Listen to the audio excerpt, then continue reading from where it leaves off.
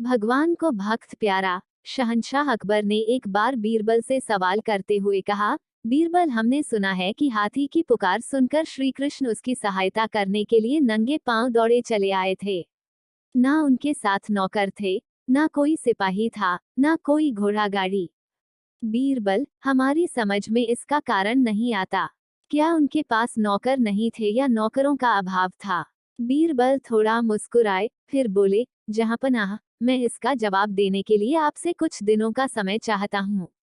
कुछ दिनों के बाद बीरबल एक शाही नौकर से मिले, जो शहंशाह के पोते की देखभाल करता था। उस शाही नौकर से इजाजत लेकर बीरबल बादशाह के पोते को एक शिल्पकार के पास ले गए और उससे कहा कि इस बच्चे की सूरत से मिलता जुलता मोम का एक पुतला तैयार कर दो।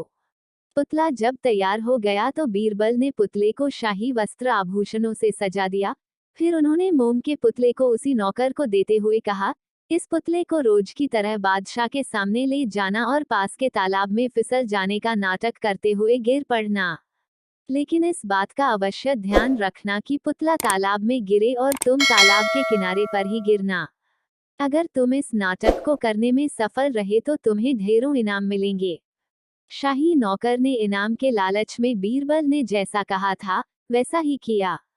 वह मोम के पुतले को लेकर तालाब के पास आया और मोम का पुतला पानी में गिराकर वह स्वयं भी तालाब के किनारे पर गिर पड़ा। बादशाह अकबर दूर से ही यह सब देखकर घबरा गए और जिस हाल में थे उसी हाल में दौड़ते हुए आए और तालाब में कूदकर पुतले को लेकर तालाब के बाहर आ गए। हाथ में मोम का पुतला देखकर अकबर समझ गए कि यह बीरबल का ही किया धरा है।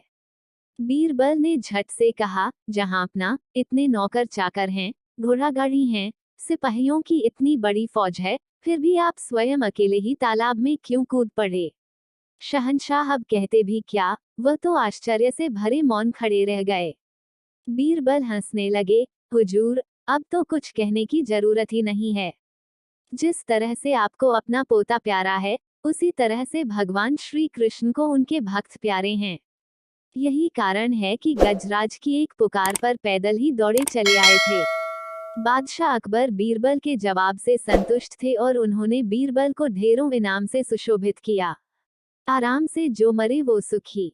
बादशाह अकबर एक दिन बीरबल के साथ सुबह की सैर पर निकले।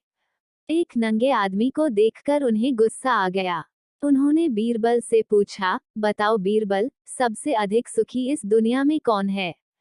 मैं तरह तरह की वेशभूषा में लोगों को जीवन बिताते तथा अनेक प्रकार के भगवानों की पूजा इबादत आदि करते देखकर असमंजस में पड़ गया हूँ। बीरबल, मुझे मालूम है, मेरे सवाल का जवाब केवल तुम ही दे सकते हो। बीरबल बोले, हुजूर, कोई आदमी कितना सुखी है या कितना दुखी है, इसका पता तो उसके मरने के बाद ही चल पाता है। बीरबल, तुम क्या कहना चाहते हो, हम समझे नहीं।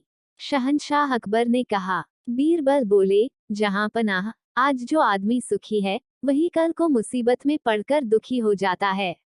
फिर ऐसे में किसी जिंदा व्यक्ति को कैसे सुखी या दुखी कहा जा सकता है?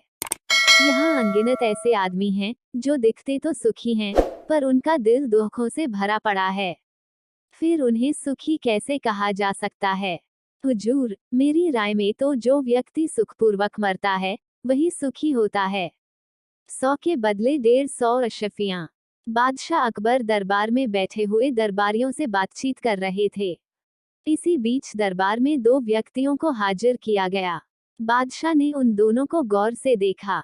पहला आदमी बोला, जहां पनाह, इस आदमी ने मुझसे 100 अशफियां कर्ज ली थी, किंतु अब देने से मना कर रहा है। दूसरा आदमी अपनी सफाई में बोला, मेरे मालिक, इस आदमी से मैंने कभी भी कोई लेन देन नहीं किया। मैंने इससे कोई कर्ज नहीं लिया है। इसका आरोप निराधार और झूठ है। शहंशाह अकबर दोनों के बातें सुनकर दुविधा में पड़ गए और बीरबल से बोले, बीरबल, अब तुम ही सच झूठ का फैसला करो। बीरबल पहले आदमी से बोले, ये बताओ, तुमने इसे अशफियां कहाँ पर दी थीं? हुजूर, बबूल के पेड़ के नीचे। पहले आदमी ने जवाब में कहा। वह बबूल का पेड़ कहाँ पर है? बीरबल ने जानना चाहा। वह बबूल का पेड़ जंगल में है, हुजूर। पहला आदमी बोला। बीरबल ने बड़ी चतुराई से कहा, ठीक है, तुम जाओ और उस पेड़ को दरबार में हाजिर करो। पहला आदमी बदहवास सा जंगल की ओर दौड़ता चला गया। काफी समय बीत जाने के बाद भी जब पहला आदमी लौटकर दरबार में नहीं आया, तब बीरबल ने कहा, हुजूर, उस आदमी ने आने में बड़ी देर कर दी। दरबार का कीमती समय बर्बाद हो रहा है। जहां पनाह, आप अपना फैसला सुनाइए। बीरबल के ये कहते ही दूसरा आदमी अचानक ही बोल पड़ा, जहां पनाह, वह इतनी जल्दी लौटकर नहीं आ सकता है। लेकिन तुम ये कैसे कह सकते हो? बीरबल ने झट से सवाल कर दिया, ये बात तुम इतने विश्वास के साथ कैसे कह सकते हो कि वह इतनी जल्दी नहीं आ सकता? हुजूर, मुझे मालूम है, बबूल का वह पेड़ यहाँ से 6 कोस दूर है। दूसरे आदमी के इतना कहते ही बीरबल की आंखें चमक उठी, जहां पनाह, यह आदमी ही अपराधी है। इसी ने अशफियां ली हैं, तभी तो इसे पता है कि बबूल का वह पेड़ यहाँ से 6 कोस दूर है। शहंशाह अकबर ने बीरबल की बुद्धि और चतुराई की तारीफ करते हुए फैसला सुनाया, पहला आदमी सच्चा है और दूसरा आदमी झूठा है। दूसरा आदमी पहले को 100 के बदले 150 अशफियां देगा। दूसरे आदमी को बीरबल की चतुराई से सबक मिल गया था। झूठ नहीं छुपता। बादशाह अकबर अभी आकर दरबार में बैठे ही थे कि तभी दरबार में एक कसाई और एक तेली आपस में बहस करते हुए आ गए। बादशाह ने बीरबल से कहा, बीरबल, देखो ये क्यों बहस कर रहे हैं? जी हुजूर, कहते हुए बीरबल उठ खड़े हुए और पूछा, तुम दोनों में से शिकायत लेकर कौन आया है? तेली थोड़ा आगे बढ़कर बोला, शिकायत लेकर मैं आया हूँ, हुजूर। हाँ, तो झगड़े का कारण क्या है? बीरबल ने पूछा। तेली रोनी सी सूरत बनाकर बोला, हुजूर, मैं अपनी दुकान पर बैठा बही खाता देख रहा था, उसी समय कसाई ने आकर मुझसे तेल मांगा। मैंने इसे तेल दे दिया और चला गया। फिर मैं बही खाता देखने लगा। कुछ समय बाद जब मेरी नजर सामने गई तो पैसों की थैली गायब थी। मुझे इस कसाई पर संदेह हुआ और मैं दौड़ा दौड़ा इसके पास गया तो मैंने अपनी थैली इसके हाथ में देखी। मैंने इससे अपनी थैली मांगी तो इसने थैली देने से मना करते हुए कहा कि यह थैली इसकी है। मैं सच बोल रहा हूँ, हुजूर। अब आप ही इंसाफ करें। बीरबल ने कसाई से पूछा, तुम्हारा क्या कहना है? कसाई डरी सहमी आवाज में बोला, मैं जो कुछ भी कहूँगा सच कहूँगा, सच के सिवा कुछ नहीं कहूँगा, हुजूर। मैं अपनी दुकान पर बैठा पैसे गिन रहा था, तभी ये तेली रोज की तरह तेल बेचने के लिए आया। इसकी दुकान मेरी दुकान से 2-3 दुकानों की दूरी पर है। पैसों की थैली मैंने पास में ही रखी थी। इसके जाने के बाद जब मेरी थैली नहीं दिखी तो मैंने दौड़कर इसे पकड़ा और इसके हाथ से अपनी थैली छीन ली। सच्चाई यही है, हुजूर। इस बात का गवाह खुदा है। अब सही या गलत का इंसाफ आपको करना है।